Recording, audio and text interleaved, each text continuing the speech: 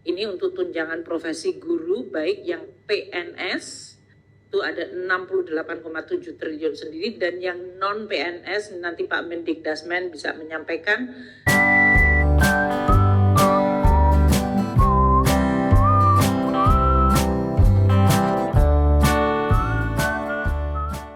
Untuk anggaran pendidikan 757 triliun yang tadi disampaikan Bapak Presiden, kalau kita bagi menjadi 3 di dalam ekosistem, yaitu yang diterima oleh murid, siswa dalam hal ini, dan mahasiswa, itu 401 triliun sendiri. Dalam bentuk apa?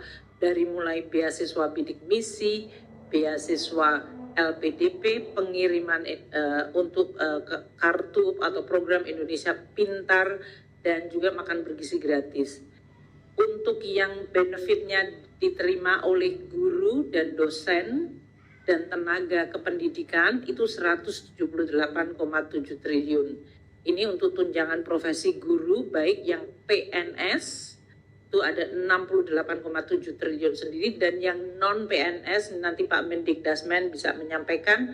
Mereka yang sudah bersertifikat mendapatkan TPG meskipun bukan ASN, itu ada 19,2 triliun sendiri untuk 754.747 guru.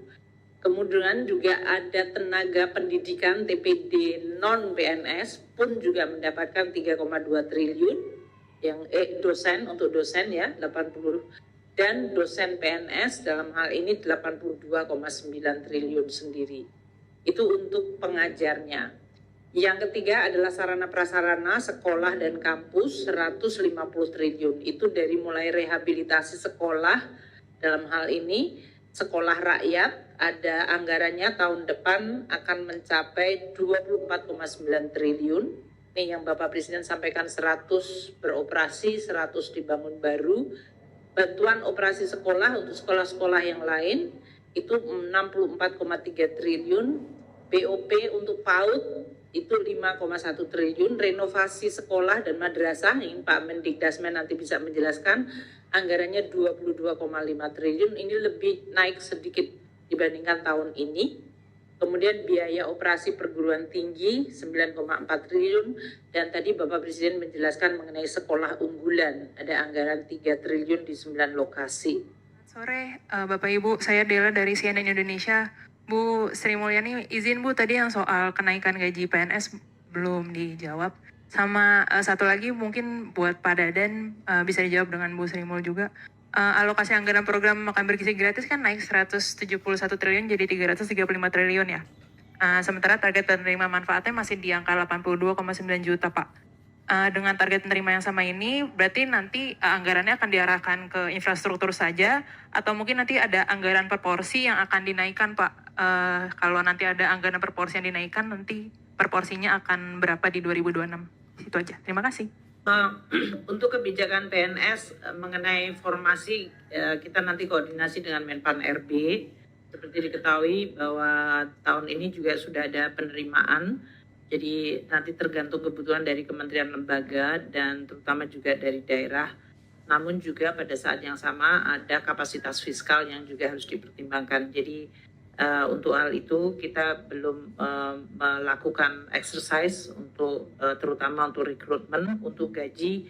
Kita juga akan melihat kepada fiscal space untuk tahun 2026 yang tadi mayoritas diisi untuk program-program prioritas nasional. Pak Menko Perekonomian, Pak Erlangga, Pak Menko Pangan, Pak Zulkifli Hasan, Bapak-Bapak Menteri yang hadir pada sore hari ini.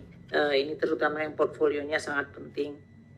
Tadi telah disampaikan oleh Bapak Presiden dan diulang oleh Pak Menko. Jadi untuk yang bagian depan mengenai tema APBN, yaitu bagaimana APBN merupakan instrumen untuk mewujudkan amanat konstitusi yang telah disampaikan Bapak Presiden dari mulai pembukaan Undang-Undang Negara, Undang-Undang Dasar Negara, kemudian pasal 33 ayat 1, 2, 3, 4, halaman 4 langsung, dan Asta Cita.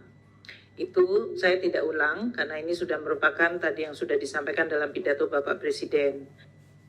Kemudian untuk lingkungan global, Pak Menko sudah sampaikan, dan pertumbuhan ekonomi kita yang cukup bagus di kuartal kedua ini 5,12 dengan terutama konsumsi, investasi, dan ekspor yang baik. Inflasi tetap terkendali rendah. Kinerja ekspor kita membaik. Kalau kita lihat neraca perdagangan kita surplusnya naik 44,8% dibandingkan periode yang sama tahun lalu. Tentu kita nanti melihat bagaimana tarif resiprokal dari Amerika Serikat. Namun kalau kita lihat di sebelah kiri samping Indonesia 19, beberapa negara itu mendapatkan tarif yang lebih tinggi. India untuk sementara 26%, Tiongkok 55%, Meksiko 30%, dan Vietnam 20%. Ini tentu memberi harapan bagi kita untuk bisa menavigasi situasi yang memang sangat tidak pasti.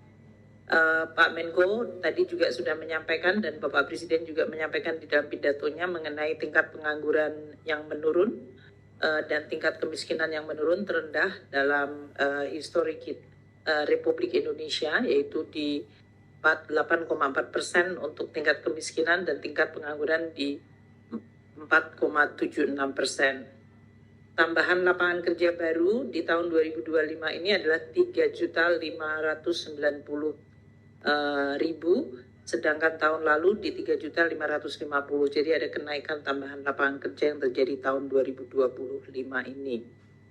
Kami langsung ke APBN dengan 8 agenda yang tadi sudah disampaikan Bapak Presiden dan juga diulang oleh Pak Menko. Ada 8 agenda prioritas: ketahanan pangan, ketahanan energi, makan bergizi gratis, program pendidikan, program kesehatan, pembangunan desa koperasi UMKM, pertahanan semesta, dan akselerasi investasi.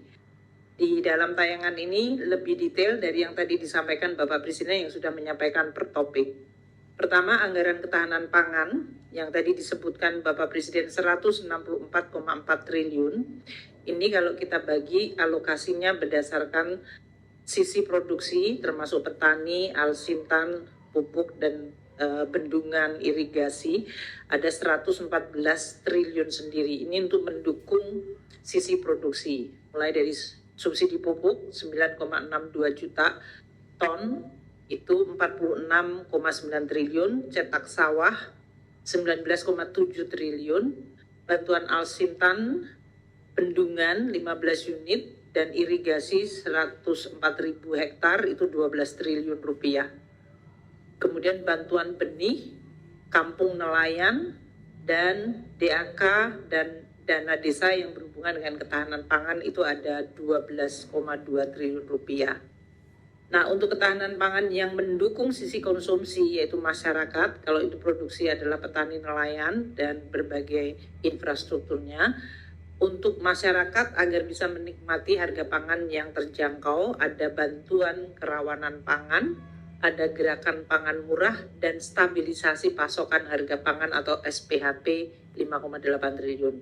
Sedangkan di sisi perantara yaitu distribusi dan cadangan pangan, kita mengalokasikan 29,9 triliun. Ini dari mulai rantai distribusinya, sarana prasarana di pelabuhan, perikanan terutama untuk nelayan, dan cadangan pangan untuk bulog terutama untuk menjaga beras dan gabah 3 juta ton, itu anggarannya 22,7 triliun rupiah.